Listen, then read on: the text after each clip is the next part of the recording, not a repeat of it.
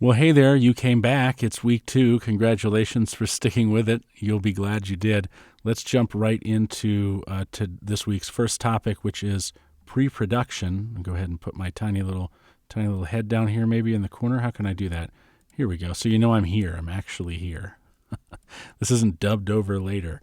I'll go ahead and start this presentation, and we will jump right into it. Pre-production. An ounce of prevention is worth a pound of cure. No doubt you know what I mean by that, don't you?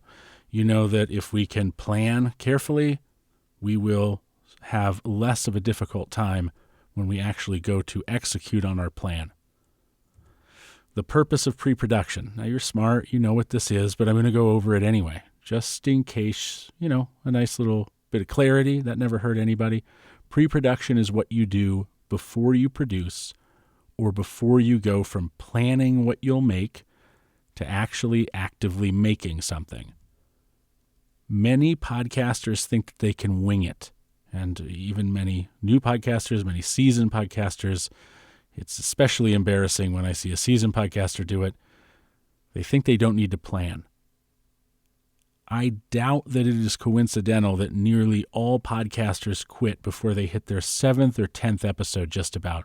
Most podcasters quit. In fact, podcasters who make it past their 10th episode are hundreds of times more likely to succeed as podcasters. I can't remember the exact percentage, but it's considerable. The purpose of pre-production is to be prepared for production, to know what your aims and goals are, and to have a plan going into production so you're not just winging it. This creates a much better production in the end, which leads to stickier content that people will appreciate more and want to re-engage with on a regular basis, which is important for podcasters who release on a regular basis, and much happier listeners. Let's talk about some episode planning tools, and there'll be some videos around some of the things mentioned in the slides this week. So it's not just going to be slides, just like last week. This wasn't just slides. You're going to see some examples of some of the things I'm talking about. Episode planning tools can be as simple as a notepad and a pencil, though in my opinion, they shouldn't be. My favorite podcast planning tool is Podcast Studio Pro. Others like ClickUp, which is free, Google Docs, which is, I think, also free, or Evernote, which I should have capitalized because that is a proper noun. Oh well, don't beat me up too much for that.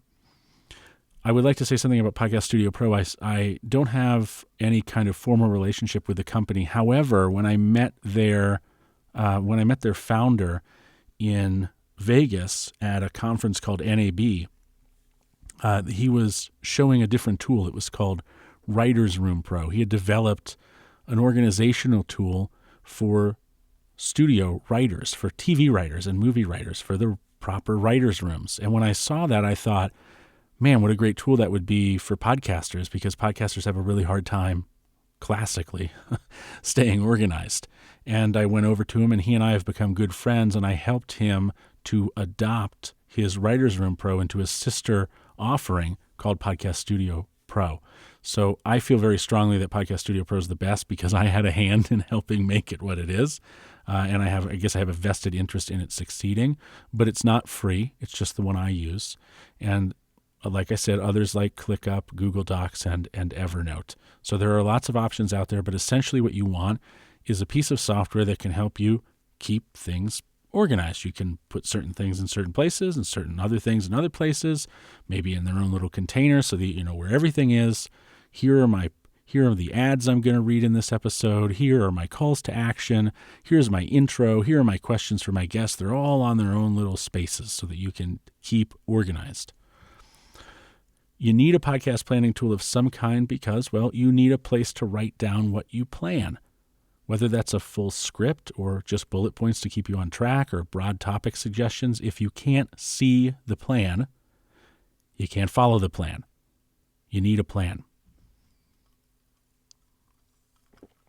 Excuse me, needed a drink there. In pre-production, you will do all of the following.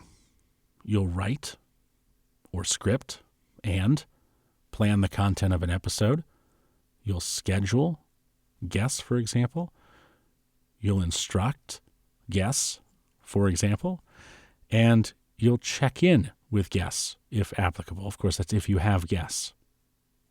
So in the pre-production stage, you are writing, you're scripting, you're planning, you're scheduling guests, you're scheduling maybe your co-host, you're scheduling the recording time, you're providing instructions to your guests, you're checking in with guests to make sure that they understand how certain platforms work and how they can get the best out of their recording. We'll touch on that a little bit in a minute.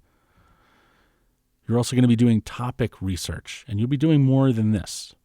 The longer you podcast, the more you will learn, especially if you're disciplined enough to keep with a pre-production plan, the more you'll learn that the more time you spend in pre-production, the less time you'll spend in post-production, and the easier time you will have in actual production.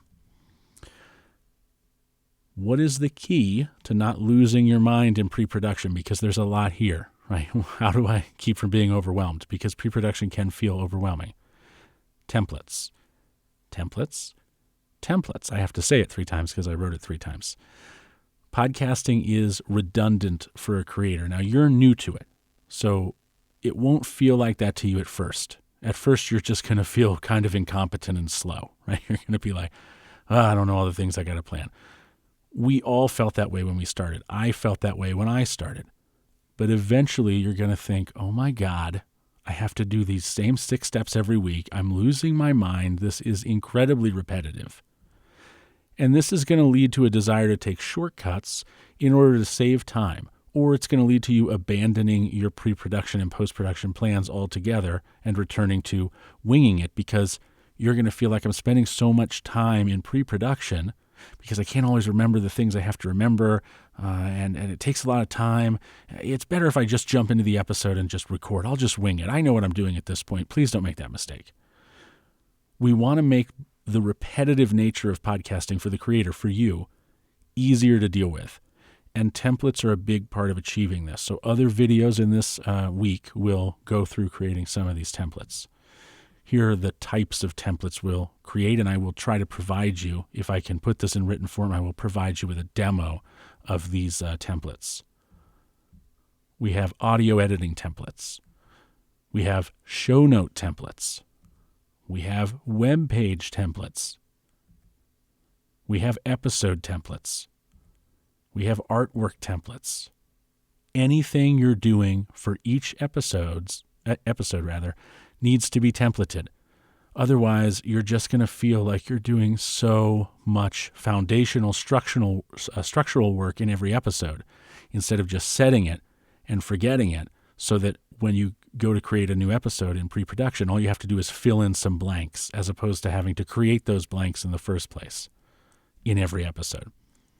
Templates create a feeling of consistency and reliability in the mind of the listener because it creates a more consistent experience for the listener, and they make your job easier as they prevent you from missing critical steps.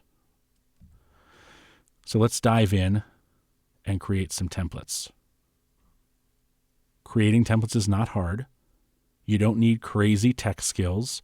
You don't need to be a great writer, and you don't need any expensive products or services. You just need a couple of hours of your time and a dedication to making your show great.